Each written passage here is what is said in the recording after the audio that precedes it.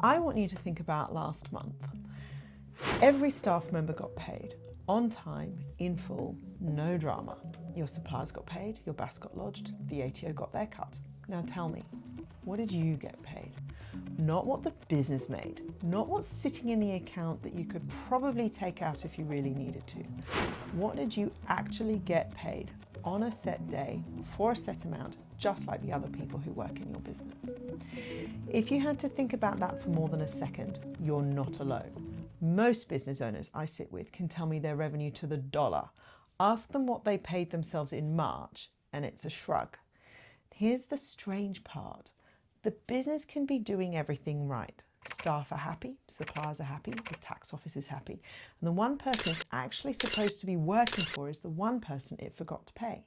It's not a tax problem. It's not even really a money problem. It's a design problem, and it's fixable.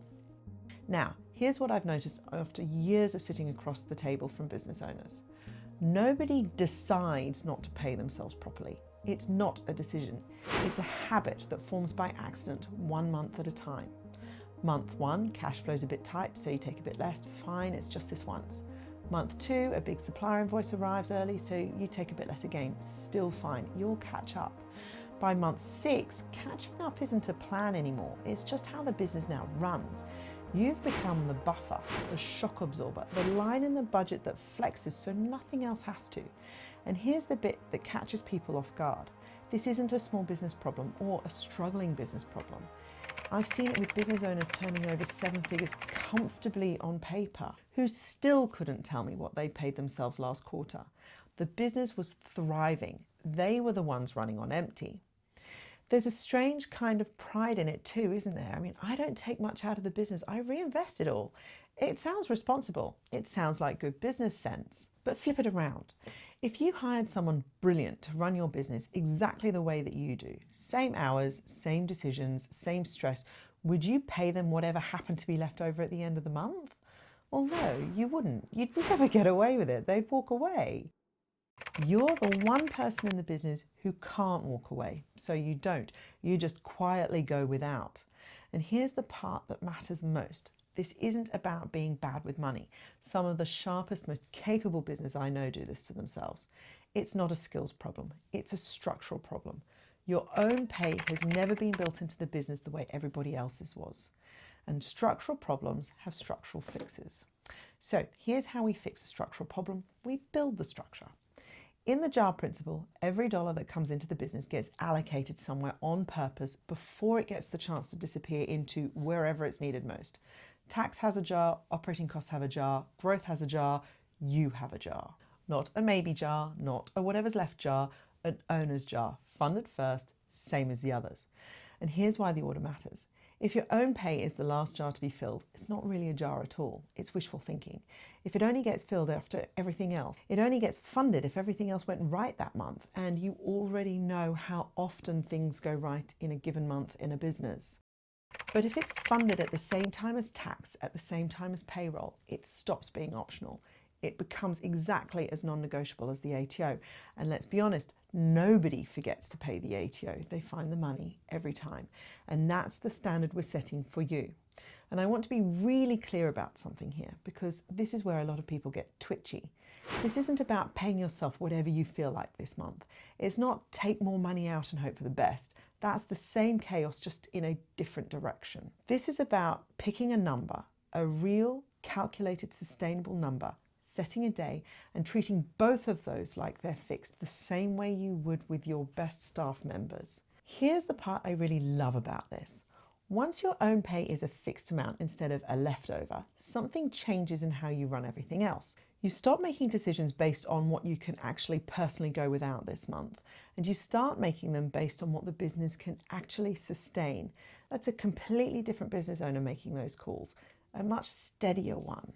And your family, your team, they will feel the change before you even explain it to them. Calm is contagious, so is chaos. And you get to choose which one you're modeling. Right, let's talk about how to make this actually happen, because pay yourself first is a nice sentence and absolutely useless as a plan if nobody tells you how. So 2 decisions, that's it, the number and the day. Start with the number. Not what the business can spare, not necessarily what the role is worth either, which, let's be honest, would be lovely. But given we're starting from a place of cash flow chaos, probably isn't sustainable straight off the bat. Do a budget, an honest look at your household and what it needs to function. Don't include holidays, don't include extras. We just want the minimum to keep the house ticking over. This is your starting point, not your ceiling, your floor. Now, check it against reality.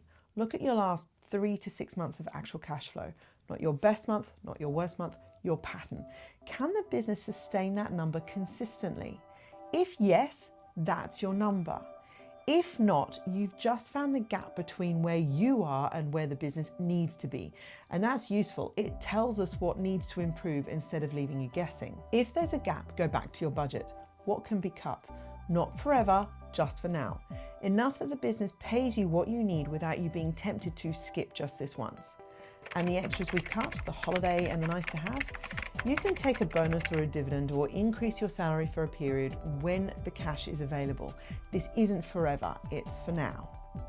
And review it regularly, especially if you've cut your salary to fill a gap. As the business improves and scales, your jar should grow with it. Then the day. Pick one, the same one, every single time. Weekly, fortnightly, monthly, whatever suits your cash flow cycle, but fixed. No, whenever there's a bit to spare. Your staff don't get paid whenever there's a bit to spare, neither should you. I'll be honest, this is the step people resist the most. Committing to a fixed day feels riskier than just taking money whenever it's comfortable, but it's the opposite. The discomfort of a fixed commitment is what forces the rest of the business to actually support it. Vague plans let you off the hook. Fixed ones don't, and that's exactly the point. Once the number and the day are set, this stops being a willpower exercise. You've built a structure that runs whether you're feeling disciplined that week or not, which, if we're honest, is most weeks. Here's how the number and the day actually play out depending on how you're structured. If you're a sole trader, there's no salary in the technical sense. You're drawing from profit, but the principle applies in exactly the same way. You still set a number, still set a day, still treat it as fixed. The difference is how you are taxed, not whether or not you deserve it. If you're operating through a company, you've actually got a choice and it matters. You can take a genuine pay-as-you-go salary with tax withheld along the way, which means no surprise bill sitting at the end of the year. Or you can take director fees, declared and reported differently, usually decided at year end. I generally steer business owners towards a consistent pay-as-you-go salary, specifically because it does the discipline for you. The tax is already handled, the number is already fixed, and there's no year-end scramble. And if you're operating through a trust, distributions work differently. They're usually decided annually rather than as a regular salary, which is exactly why so many trust structure owners end up in the leftover trap we talked about earlier. My advice, put yourself onto the payroll. Pay yourself a fixed pay-as-you-go salary. This forces you onto a regular amount, a regular day, and deals with the tax for you. It should also reduce the amount of profit in the trust, which means smaller distributions, so less personal pay-as-you-go installment tax top-ups. As with all of this, talk to your accountant. They'll help you set it up so you're paid as well as your team. Whichever structure you're in, the test is the same. Fixed number, fixed day, no leftovers. When you fix this aspect of your business, a number of things change. And it's not just that you're being paid more consistently, although you will be. It's that you stop being the variable in your own business, the thing that flexes so nothing else has to.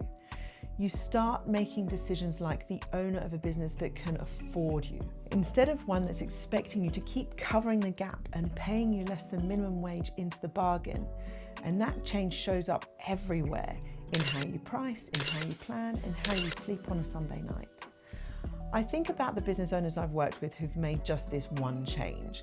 They haven't grown their revenue first, they haven't landed some huge new client, they've just fixed the number, fixed the day, and stuck to it. Within a few months, they're not describing a different business, they're describing a different version of themselves running it. Steadier, less apologetic, less tired. Your business already pays everyone who works in it reliably, on time, without a second thought. It's time it did the same for you.